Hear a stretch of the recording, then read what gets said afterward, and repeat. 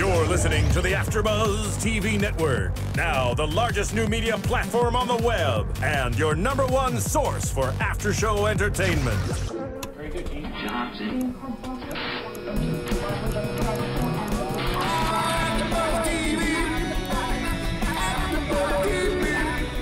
From the AfterBuzz Studios in Los Angeles, California, presented by Maria Menounos and streaming live thanks to Akamai Technologies, this is AfterBuzz TV's After Show.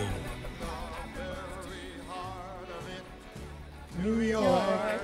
I feel like so bad singing with Frankie. Like, let him do his thing. I'm like, I would ruin it. Oh, Mickey Blue Eyes, right? Yes, this song literally is one of my favorite songs. It's just, it never gets old. Classic. Ever. It's classic. It's classic. You don't mess with Frank. It's classic like the city of New York and the beautiful Real Housewives of New York. How about that? Good intro, Hey, right? I love that. We are back. We missed you guys last week.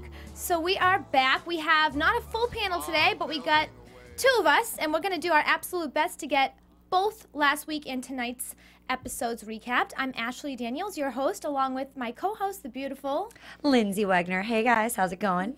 And we have an amazing caller tonight. We have Carole Radziwill calling in tonight, so we are really excited about that. We're going to get her on the phone in just a moment. And, I mean, of all people to call, this is the one we want to get on the phone. Oh, gosh. Right now, during Bookgate, we need her on the phone. We want to find out all the details and juicy gossip. I mean, we have to admit, we are Team Carole right now. Absolutely. Absolutely. I can't even see how anyone would be Team Aviva. I know. I can't understand how that could happen. Sympathetic to her and compassionate to her, but I don't think there's any question that any of us wouldn't be Team Carole, or any of the housewives wouldn't be Team Carole, even if they were being polite and friendly with Aviva. And that really was the whole theme of last week's episode. I mean, it took over anything else that happened. That just was so dramatic, and it was really hard to watch somebody try to... I'm going to call her right now for you guys. Fabulous. Awesome. We're going to get her on the phone soon. But it was hard to watch that. It was hard to watch somebody, watch Aviva look at Carole and say to her, with knowing that this is like Carole's life, this is her everything, and to say that you didn't even do that. That's just, in anything in life, to do something like that is just... a really, really blatant accusation and gossip and spreading these rumors before you really know the situation. So definitely disappointing to see that in her. Hello. Hi, Carole. Hi, Carole. Hi. Hi, this is Ashley and Lyndsey. Hi, this is Lyndsey. From AfterBuzz. Hi, Ashley. Hi, Ashley and Lyndsey. How are you? Good. How are you? I'm good. I'm good. Thank you so much for staying up. I know it's obviously East Coast time, so it's late for you, so we really appreciate this. No, that's okay. I'm a bit of a night owl anyway. Are you? Is that where you get all your best writing done? More at night, or would you say more during the day? Yeah, yes. Oh, wow. Yes. I am the original ghostwriter. That's great. Oh, my gosh. Speaking of ghostwriters, we were just talking about this, how we're Team Carole, and we admitted it to the world. So yes, we said we're totally on your team. We're on your side, and we understand the compassion for Aviva, but we're totally Team Carole. What compassion for Aviva? I don't have any compassion for Aviva. I'm sorry. It's always nice to be polite to somebody, but in that situation, we just felt like she just gossip, rumors, accusations that were completely uncalled for, and go to the source. You're the source. Yes. I think everybody needs to read your blog, too, especially for this week. You really do get into it, and it's, I mean, I've never read a Bravo blog like this. This is Ashley talking right now. I cover all the Real Housewives, or a lot of them, and I really get into your blogs, by the way. Because she's a writer. You're a writer. I know. But Yeah. No, yeah, I mean, I wanted to sort of explain, because there's so much misinformation out there. And I think the audience knows, though, that I'm a pretty level-headed girl, and I think my level of outrage always matches the issue at hand. And let's face it, this isn't like I didn't show up for a dinner, and we all know not going to someone's dinner can launch a 3-episode throwdown. So this was a little bit. This is slander. It's not a joke, and and I didn't. Looking back, I wish I had just gotten up and left. But it was, I was just really stunned. I was just stunned at everything she was saying. Yeah, well, I think I knew it was all lies. I know her publisher very well, both personally and professionally. So I knew, and I also know her whole story of all her ghostwriters and what happened with her book deal and all of that. Like, and she knew I knew all that, but I didn't sit there and say, oh, really? Well, this, and this, and go down a list of all the gossip that has been talked about her on the street. And actually, it's not even gossip. It's just from her own publishing house, which used to be my publishing house. So, anyway, it's I tried amazing. to keep my mouth shut. I should have just left. No, you did the right thing. You did the right thing, too. And I think taking the high road and not just, like you said, going down the line of gossip that you could have said about her just shows, I think that's why everyone is very easily going to be on your side. Yes, I mean, even at that lunch when she was talking, and I was stunned because I thought she was going to bring that process on camera to promote her book. So this whole thing launched because I said, do you end up hiring the writer we talked about? And when she said no, I didn't hire a writer. I mean, I knew she was lying. She knew she was lying. She knew I knew she was lying because she was working with a writer at that very moment, and I was just kind of dumbfounded. And it was a writer, I won't say her name, but that we had talked about. Aviva and I had talked about when we were friendlier, 8 or 9 months earlier. So I was complete, but of course, she said no. I didn't hire a writer. I didn't sit there at the lunch and say, "Oh, really? Actually, you did. You're working with so and so now. You went through 3 writers, and I didn't say that. I just kept my mouth shut. I had no idea that she was going to go behind my back and say all this make all these ridiculous accusations to the other women, though. Do you think she just didn't want that to be said on camera? She didn't want people to know she had somebody helping her?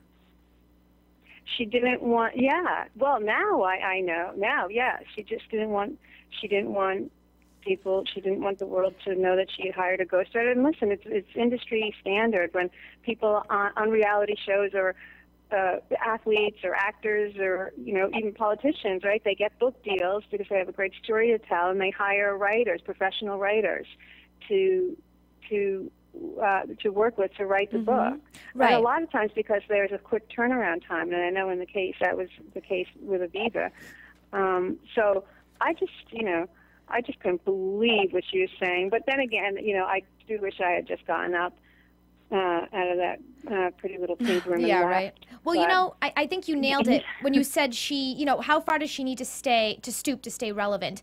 And I thought this last season too, I really felt like she has no problem doing whatever she needs to do to create drama. She doesn't care about her reputation. No. And a real writer would care so much about the reputation because they would know that there's people out there, you need to... Reading. Getting your books, buying your books. That's and you know what? You're right. The reason we have so many people tweeting to us that they are on your side is because you don't you care about your reputation, and you're not going to put yourself in a situation where you can harm that in any way. And she doesn't mind. And this is for 15 minutes of fame. She's not going to. No one's going to know who she is when the show's over.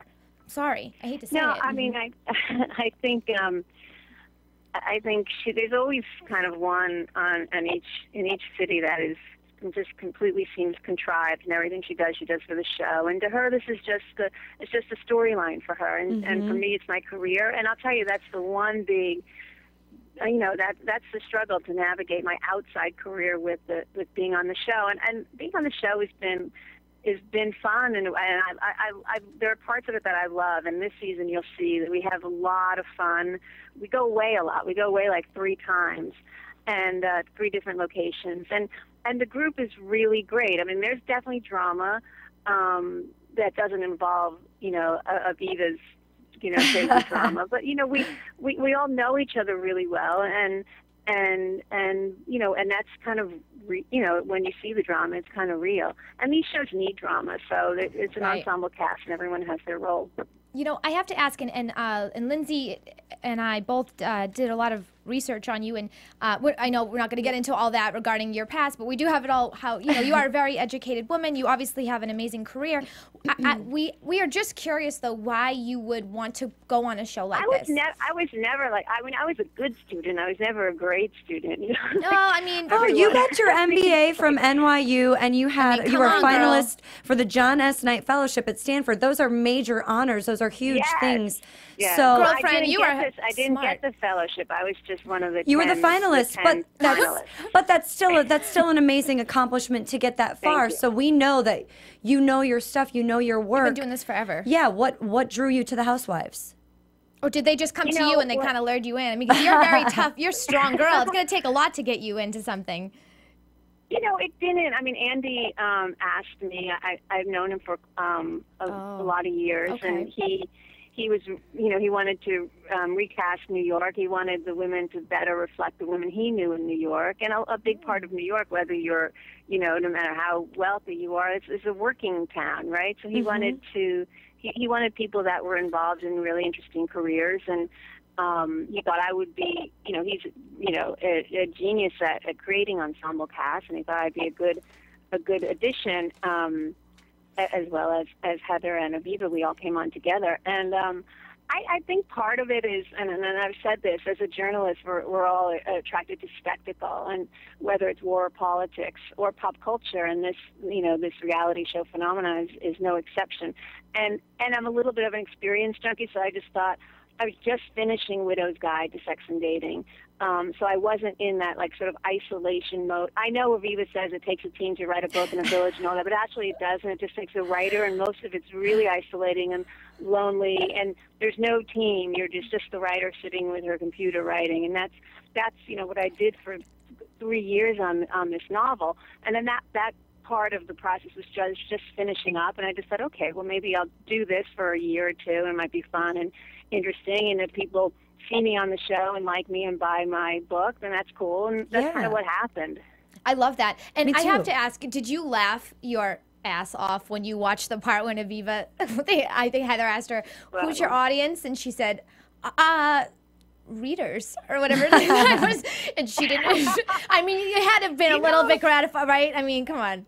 You know, the funny thing is because I think she just is, it's just so disingenuous, the whole storyline. So she just, everything she says is disingenuous. But if you ask my friend Nathan, who you saw on the show, or my friend Lori, who I had the baby shower for, like when they wrote their books, you would say, who do you want to buy your books? And they would laugh and say, anybody who reads. But I think it's just because it's just disingenuous coming from her, because she doesn't really, she's not really in that process, and she's just kind of mimicking what she's heard other people say, maybe. Right. But it is actually something that writers do say. You know, anyone who reads.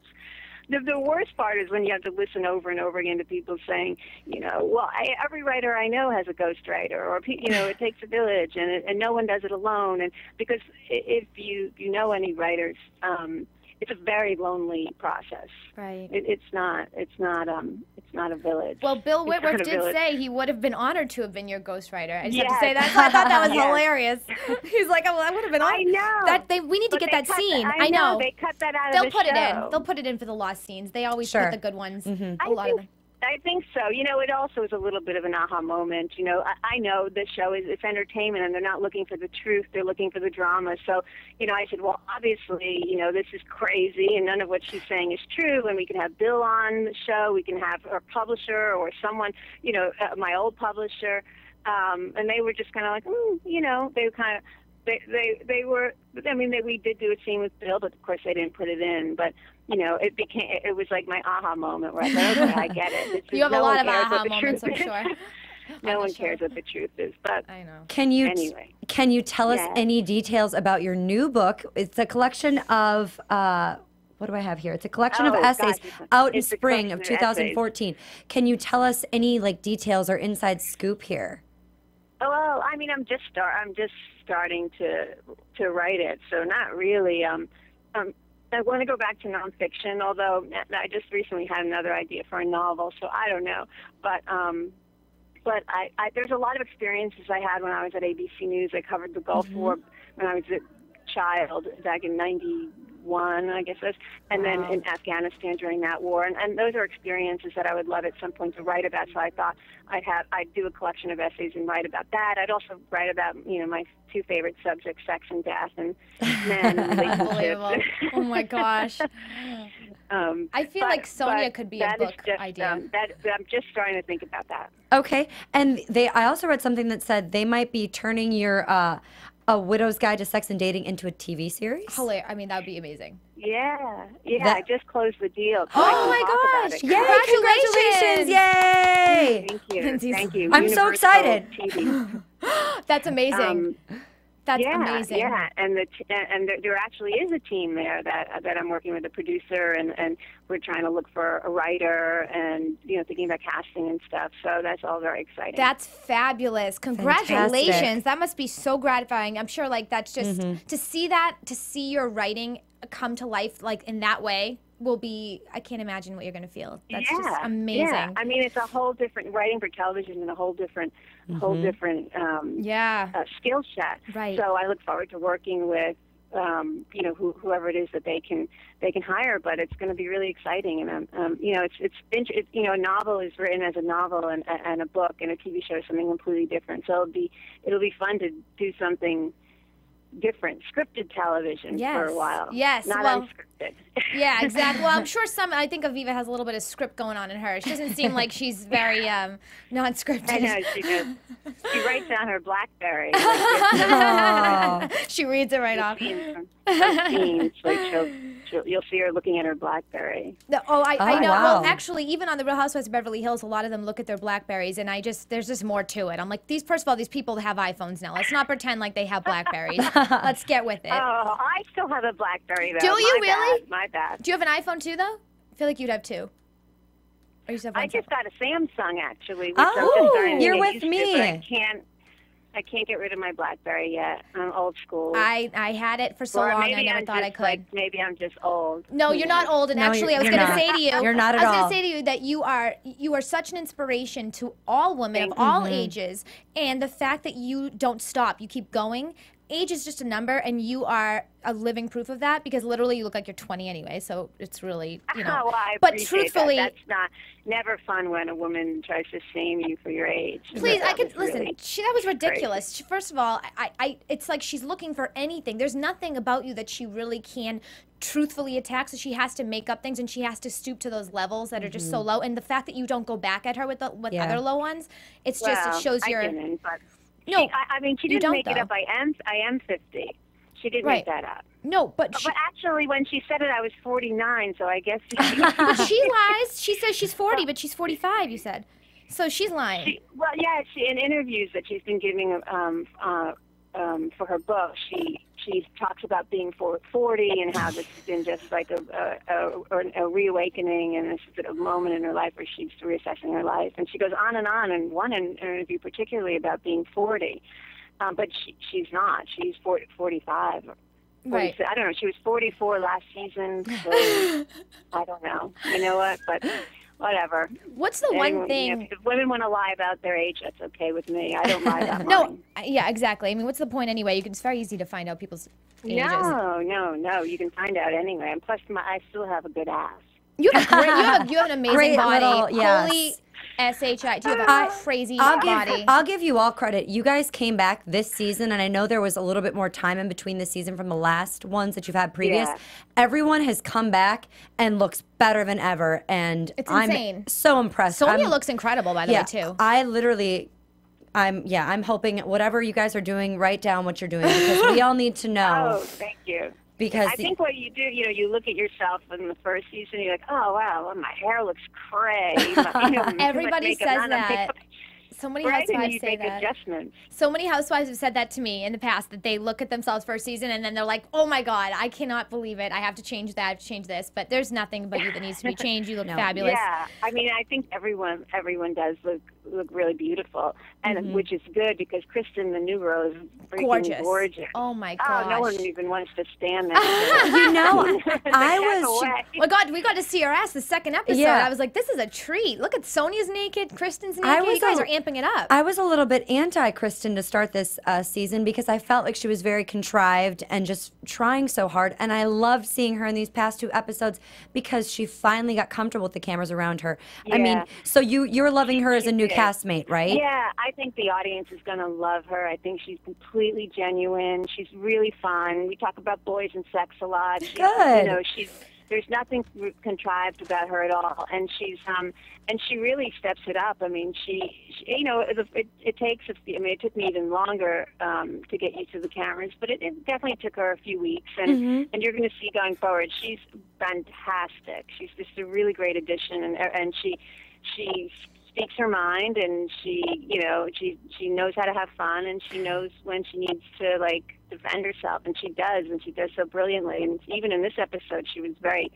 very kind to have my back when she was talking to Aviva. So yeah, well, Heather, a lot of these things we don't see until we watch it on the show. I know. So I know. It must be hard to stay quiet about that too, because this has already happened so long ago, and you have to stay quiet throughout all this time, and it's probably not easy, you know. But who do you feel like you relate to the most, or who do you feel like you are the closest with off camera on the show? Well, Heather and I are very, very good friends. I mean, it was very organic the way our friendship developed. The first, I didn't know her before the show, so we met on the show. Oh. And she I can't say enough great things about her. If they call me the voice of reason, I call her the voice of passion. She's just an amazing, amazing woman. I call her little Biggie Smalls, because she's like my big sister, but she's younger than me. But she always, like, we speak, almost every day or every other day. Wow. And she's been on vacation this week, so I'm really mad at her. She's been in Chicago. But she's an amazing woman, and you're going to see a lot more of her this season. And we have a lot of fun together.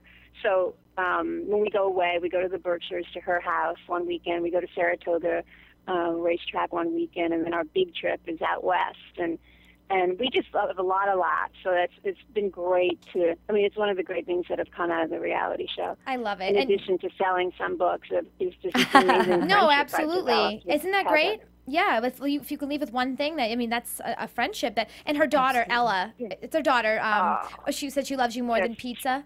So cute. She loves me more than pizza. That's the best. Which is like the biggest compliment. Especially when you live in New York. She's got some good pizza she's eating, so she loves you. It's not like California, she's eating pizza out here, the pizza, quote unquote, if you want to call it pizza. This is New York pizza. This is New York pizza. Me more than New York pizza. That's nuts. I loved that moment you shared with Ramona where you were talking about how Ella came up and hugged you and stuff.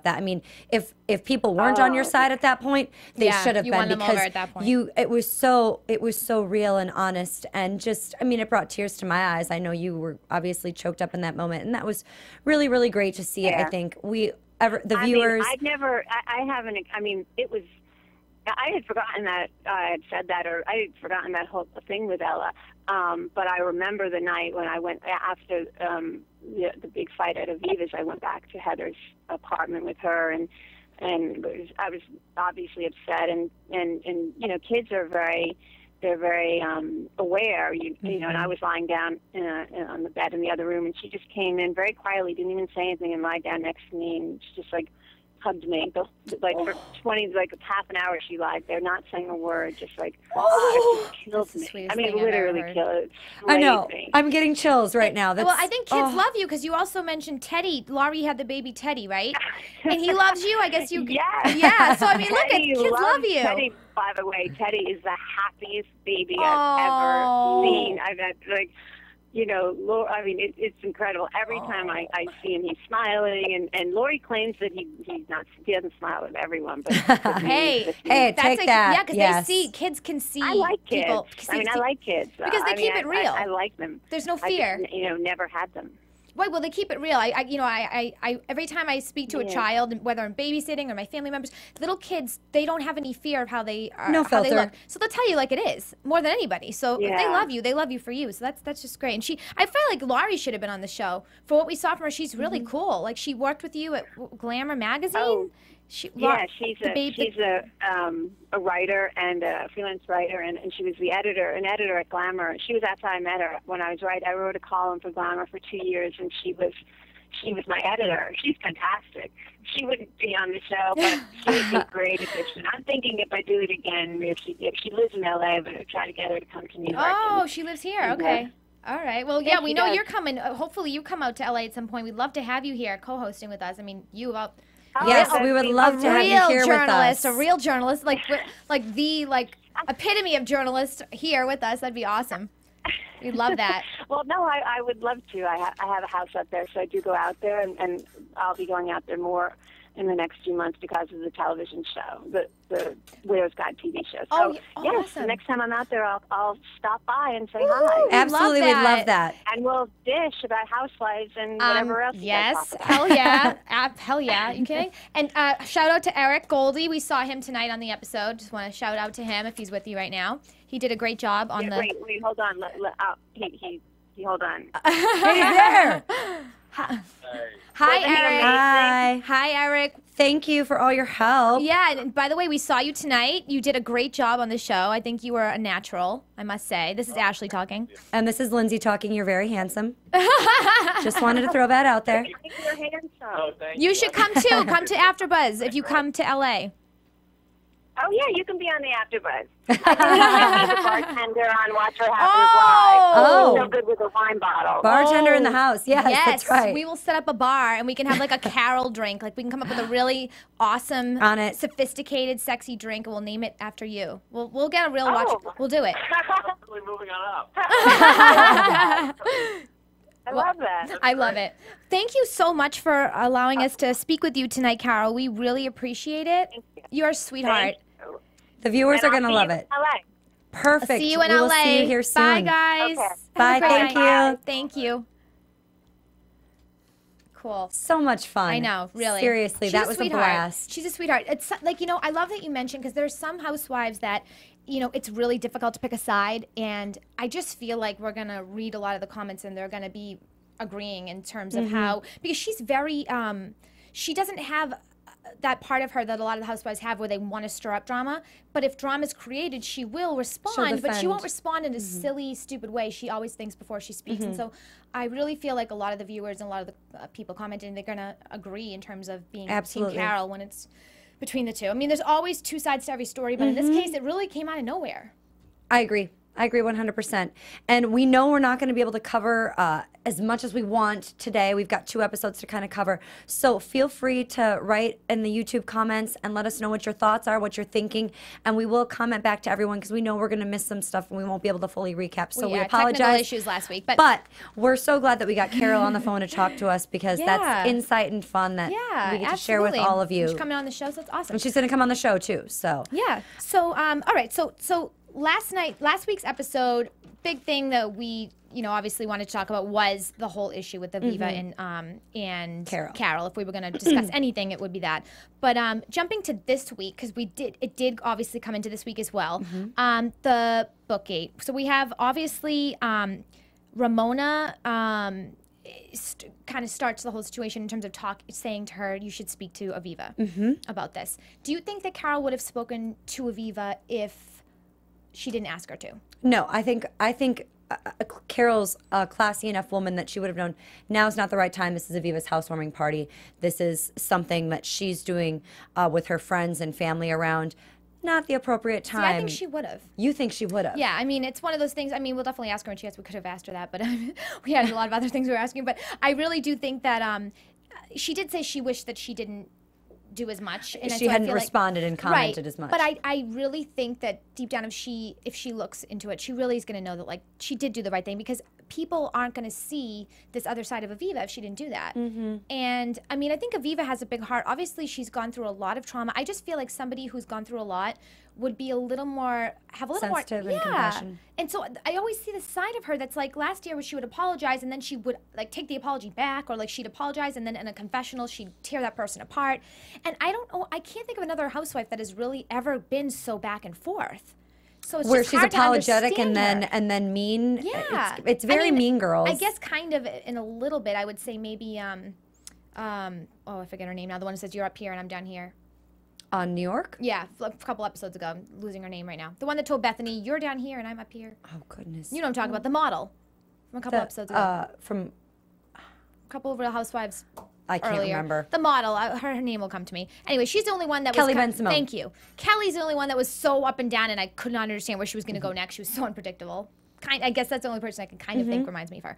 But okay, so do you have any points on that? What the party's seen? Well, I thought it was really interesting that most of the women seemed to take Carole's side of this, but they were understood. This is what I was feeling. I feel like you do have to be compassionate towards Aviva, because I guess the big thing that I'm questioning is why Aviva wanted her there. She told Carole she's doing this, and Carole did seem at that lunch supportive of her doing it. But then Aviva kind of attacked her, saying, you have a ghostwriter. Anyone's going to become defensive about that. And like we heard from Carole, and if you guys do read their blogs on Bravo and stuff, you'll see Carole explain all the points of what she knew, and she didn't go spreading gossip about Aviva, kind of the way that Aviva did. And both of them said things to each other they shouldn't have said. You know, the snarky comments as Carole was leaving to Reed and to Harry, not nice. Right. But I understand when you're caught up in that emotion, you can't help but say things sometimes. Right. And I think it's great that Carole has realized, hey, you know, there are certain things I shouldn't have said, but I think she should be happy that she stood her ground with Aviva, because she was being truthful, she was being honest, and we're not getting the full truth from Aviva right now. Yes. But I think it was really nice of Kristen, the new housewife, to kind of listen to Aviva's side. And we saw them talking at her photo shoot in Central Park. I think it was really great to see them talking and for her to hear both sides. And she goes, well, you know, you don't have the writing credits. And Aviva's like, well, yes, I do. And she goes, okay, tell me. And she's like, I was a lawyer. I have a BA in English. And those require me to be a good writer. So I do think it's good that she was listening, and at least... I felt like there was a little fear, I have to say. I have to chime in and say, I felt like Kristen, you know those friends? She's new. Or those people, well, not even that. I felt like there was a little fear because Aviva kind of could be set off very quickly. I feel like she's a ticking time bomb, and you could say the wrong thing and she will flip out. And you could tell she was like, you don't have the writing credit. Yeah, I have the writing. She's like, oh, okay, well then tell me. And I just felt like you could kind of see that it's always having to like one up. Like, why can't you just be grateful and be honest with who you really are and just say, I mean, yes, you wrote, but that's not who you are. This woman is a writer. That's her life. She lives and breathes. Imagine someone taking that away from you, the one thing that you literally live for, and trying to take that away from you on national television. It's just wrong and disgusting. And that's how, hopefully she can redeem herself, because I don't want anybody to have to be remembered in that way, you know, when next Housewives starts, and who knows who's on and who's not. But okay, so because we are on a time constraint, I wanted to go into Sonja. So you managed to mention Sonja and Harry. So obviously last week we saw their date. Hilarious. Funniest thing I've ever seen. I loved it. I loved Sonja. I want Sonja to have a spinoff. It just would be fabulous. I just love her to death. And yes, seeing her with Harry, it's like, you know, those people that you know that they've known each other forever. They have that dynamic. They have that dynamic. They definitely have that new honeymoon phase, even though they've known each other for so long. And to me, when I see that kind of love and relationship, that to me is a soulmate status relationship. That's a long-term relationship, because you want to, 3 years down the road, 10 years down the road, 30 years down the road, still get those butterflies. And I feel like they get butterflies. Okay. I feel like they're still playing. They're still having fun. Yes. But it's serious. They both want something serious, but they can joke about it. What I thought was weird, my only weirdness, when he mentioned the 23-year-old, not even that, her bringing him to Aviva's housewarming party, them coming together. Even Ramona, I know. who can be the queen of weird, goes, this was weird. Well, yes, because even we saw like Aviva and Harry at the house with the son, and she's like, you know, you're like the brother-in-law. You're like you're like my fifth child. Yeah, right. And then she even mentioned that she's like her husband's.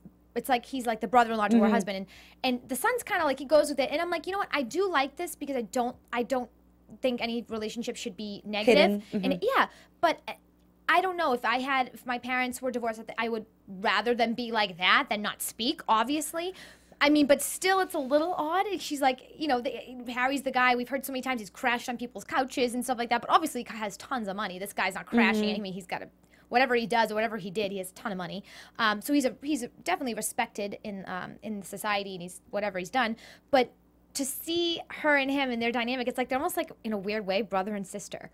It is. I mean, that relationship, like, it's gone to that. They may have been the type of relationship that was always better off to be friends. And they got married. Maybe they were in love, but then realized, you know, we're just better off as friends. Yeah. We shouldn't have gotten married. We have a kid. We're going to raise him, and we're going to be totally open and honest with him. I would be the type of person that if that happened with my parents, I would want to know what's going on. I would want the honesty. I would want more of the friendship. Would it probably be weird?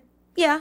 But do you remember last season with the reunion when they mentioned to Aviva something about Harry, and she had said like they weren't getting along at one point. But I don't remember exactly when it was, but they were not getting along at one point, and she had mentioned that on She air. mentioned that today. Right, and so I wonder if she's getting along with him now because she knows that everybody else gets along with him so well, and she's like, it's better off to. I don't know. She just seems like that type of person. I feel like now everything's calculating with her. And I'm not sure. Trying to keep him close because she wants to know what's going on with Sonja. Maybe, I don't know. I mean, she wanted to have her father date Sonja, so I think she knows Sonja needs somebody. She's trying, obviously Sonja is looking for love, and but I think if she's looking for love, this is a guy to do it with. I think so too. And her and her 35 intern army. Seeing her with her interns, super funny. She's like, she says, my way or the highway with them. They crash there, they eat there. They do a lot of silly things, like they magic marker her Chanel bags and whatever the little tasks that they do. And I'm wondering, like, who in New York City is thinking to themselves, even last season when Sonja wasn't as famous, maybe now I can see it more, but, like, she had tons of interns. And I just wonder, like, did she put an ad in the paper, like, hey, come be my intern? Like, yeah, I don't know what do you, I mean, you're getting experience, I guess, being a personal assistant for somebody, and because she is the name Sonja Morgan. They're not getting paid, though. They're not getting paid, but they're getting the experience so that they can eventually, hopefully, do this for somebody else and so forth and move up in the world. I don't know. I feel like assistants don't need to be interns first, but I don't know. I just thought it was interesting hearing her talk about her appearances and red carpets, and she's like, I'm a MILF, so the college students like me. I mean, she's just honest. She tells it like it is. She's so funny. She looks great. I mean, like we said, the scene between her and Kristen doing the spray tan, little creepy seeing her stare at Kristen like that. I know, but she was just an awe of her. She loves beautiful women, and she's sexual, and she's open, and she's not afraid to say what she wants to say. She's like Carlton on Real Housewives of Beverly Hills. They appreciate a beautiful woman. I can appreciate a beautiful woman. Absolutely. Absolutely. I think that's great. She's secure with herself, and it takes a really strong woman to say somebody else is beautiful, and she does that, and I love her. Yeah. Kristen, so we already mentioned Kristen and Aviva at the park. Now, seeing Ramona and Avery, this was sentimental to me because we watched Avery grow up. Anybody who's watched Real Housewives from the beginning, 6 seasons. Crazy. I mean, this little girl is not a little girl anymore, and she's going to college, and all of these housewives we're seeing from from Beverly Hills as well, their kids are going to college. And so they're all the same age. So we're seeing everybody grow up, and it's wonderful to see. And she looked beautiful. Loved the red dress. So classy and sophisticated in New York, but still age appropriate and even a little bit sexy. I feel like that's something Blake Lively would wear in Gossip Girl, like for her prom. Gorgeous. I loved it. Totally gorgeous. You see so many. Listen, trashy. I know. I'm from the North Shore of Massachusetts, where like the more rhinestones, the more glitz, the orange spray tan, like you go all out. So that's like really classy and beautiful. Yeah, and I loved it. Nothing against spray tans and rhinestones, but it's just a different thing. Every prom I go to, everybody's in lime green and like yellow and hot pink, and it's just and like to see that, I'm like. It was really classy and pretty and just very mature of her to do something like that. And great to see her and Ramona talking about losing her arm and that being Avery and stuff. We all know how close Ramona's become with Avery through everything with her. Yes. The divorce going on. But this is prior to that, but still I think it was going on behind the scenes. She knew it, yeah. Oh, yeah. So great to see with her and Avery. Let's talk a little bit about Kristen and Heather, too. Yes, I'd love to. So Kristen and Heather, you want to start? Sure. So we saw last week in the episode that Kristen came over with her little boy for a play date with Heather, or Heather came over. Heather came over to Kristen's, and then the husbands joined. And they were talking about Kingsley, and Kingsley needs braces. And at first, I didn't know what they were talking about. I didn't either. She hasn't been walking, and she's 17 months old. I thought she meant braces. I did too. Okay, you did. Okay. I thought she meant braces, and I was like, oh my gosh, please tell me there's no such thing as baby braces. I was going to freak out. I literally thought the same thing. I thought maybe this is a New York thing. Yes. This is what they're starting. The fancy people can now get braces for children to not do it later on. Get braces. I mean, okay. Really. Okay. Good thing. Okay. Glad we're on the same page. We're not. Yes. We figured it out. Yes. We had a little blonde moment right there. We did. But braces for her daughter because she hasn't started walking yet at 17 months. And it was great to see the relationship between her and Heather. They definitely bonded in this moment because Heather's son needed a liver transplant. So he was on that transplant wait list, which can take years. She opened up about that. That was the story about the man that gave it. Oh my gosh! And he would have done it. They said, like if he knew that was, he was going to save a life. I mean, it just, and it's amazing all the other organs that he had donated. She mentioned for other people. Those stories they're killer. I just can't take it. It's so heart wrenching. It really is, but it's so beautiful at the same time to see somebody save a life. And so I love that they opened up like that. And especially Kristen being so new, we got to see a glimpse into her life. And, you know, a lot of the housewives, like Joyce on Real Housewives of Beverly Hills, we haven't really seen a lot of her life, like, in the home. They don't open up. Yeah, and so it's really nice to see that she did that, and she's trusting of the cameras, and she's comfortable. And I know that tonight Carole mentioned it took her a little while to get comfortable in front of the cameras. But which we noticed 2 weeks ago when I was talking about it. I said she seemed very contrived and very stiff. That. And now, definitely in these last 2 weeks, she's opened up. I actually really, really like her. I do She too. seems fun. She seems real. She's cute, and she's. I was excited for her when Howard Stern's wife mentioned her on TV. He's like, my friend Beth is. I'm like, Beth said my friend Kristen's going to be on the show. I'm like, oh my god, if Beth loves her, I'm going to love her. Yeah. And it was nice, too, to see them, her and Heather, working with their husbands for the Spartan race. And, you know, we all know Heather's competitive. We saw that last season. Yeah. So that's still there. And it's good. You know, everyone's got a little competitive nature in them. But she clearly, at the end of the episode, this episode we saw, she was not happy about doing it. And if she knew it was going to be this difficult, she told her husband she wouldn't have done it. And he goes, that's why I didn't tell you. Because I wanted you to do it. And it was good to see her getting emotional. And it's every couple fights, so it's honest when it's fighting like that. You could tell that wasn't like the last episode. The first episode we saw where they were fighting about him being late, and then the earrings and stuff. That just felt so like gross. And she wasn't calling her husband by his first name. She was just being, I didn't like this. I'm hurting. I feel stressed. I'm gonna cry, and I loved it. Well, didn't they even mention at the house, Heather and Kristen? One of them mentioned, I think it was Heather, no money, no sex, or something like that. Yeah. If you don't make any money, there's no, I mean, she was kidding, but it's funny. I like Heather so much more this season. I hope she stays the way she is because I think last year watching anybody fight with Ramona, you tend to get on. I don't know. For me, I tend to go on Ramona's side always. I don't know if it's just because I have like I feel like she's an old friend. Not old. She's just been around for longer. We've known her I got some longer. loyalty going on with Ramona, but I do like her a lot, and I think she is another voice of reason this season so far. Absolutely. I mean, we're 3 episodes in. We got a long way to go. We got a long way to go. Where it's gonna go, but like Carole said, there's a lot of drama, but a lot of really good things going on between everybody. And her and Heather are really, really close. So I can't wait to see more of that, you know, relationship between the two of them. Yeah. We want you guys to log on to our iTunes as well. Tonight, obviously, we did our best to put 2 episodes in. We're gonna even do more next week. We'll definitely go into more next week, and we read every comment, and we really appreciate the comments. But if you want to log on to our iTunes and let us know what your favorite part of tonight's episode was, whether it was dramatic in a good way or in a bad way, what stood out to you the most? I assume it's probably the Bookgate, but you know, you guys surprised me. You have some amazing, amazing comments, and let us know about the baby shower. I loved. So Laurie, for anybody, I was reading the Carole's blog tonight, and Laurie, her baby shower that Carole had for her, they're old friends. I know Carole mentioned that, but this woman, I feel like I want to see more of her. To see a woman that's like that strong, she has a great career, she has a sperm donor, she's like, I want a kid, I'm going to do it now. I don't need a guy. Fearless woman. And I love when Sonja's like, we don't need sperm, we need eggs. We're at that age where we need more eggs. And I'm like, you know what? This is just like Sonja just being real once again. I just love her. Spinoff, please. I know. Andy. I love Sonja, and I want the spinoff. Kind of like I loved Lily in Shahs of Sunset. I think she needs her own spinoff. Oh, really? Because she's just so dramatic and so extravagant and over the top. We need to see what's going on in her daily life, and I feel like that was Sonja. I totally agree. I didn't watch that show, but I'm saying anybody who has they can just handle things off big personalities, right? Absolutely. So we'll write in for those spinoffs for sure. Okay, so I think that was really it for this episode. We covered it. I think we got through most of it. Not so much last episode, but let us know what you think. We want to know. We'll comment back. Yeah. Do you have predictions for next week? I mean, let's get into some predictions. Do you want to go or do you want me to go? I'll let you go on this one. I'll let you do this one because we're on time. So we've got the Cabralesque from Sonja, which obviously we're all excited to see. I don't know if you guys watch What Happens Live on Bravo after the shows usually, but Sonja was on a couple weeks ago, and she did a little burlesque performance when they were in Austin, which was cute to see. So we're going to see more of that this next week. And whoever this image consultant is, her name was on the episode today, but I didn't write it down because I didn't think it was important to write her name down. Was it Amanda? Clearly it's important because she's coming in and she's giving stink eye. Every time I see her, she's giving stink eye. Conjunctivitis for everybody.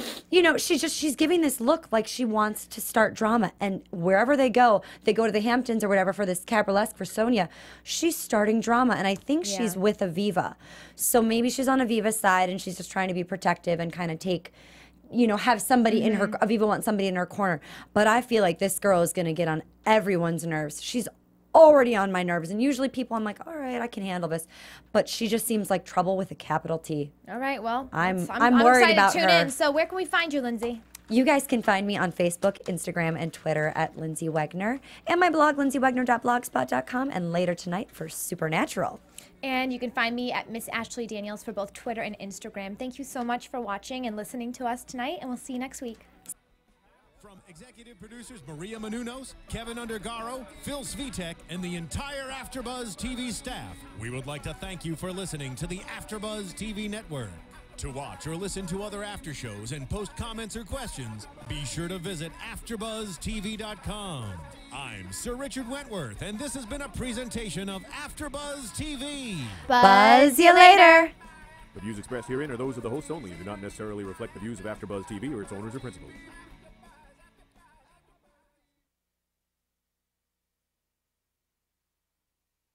Thank you for watching AfterBuzz TV on YouTube. For more of your favorite after shows and interviews, subscribe to our channel here, and be sure to share your opinion on the episode in the comment section below here.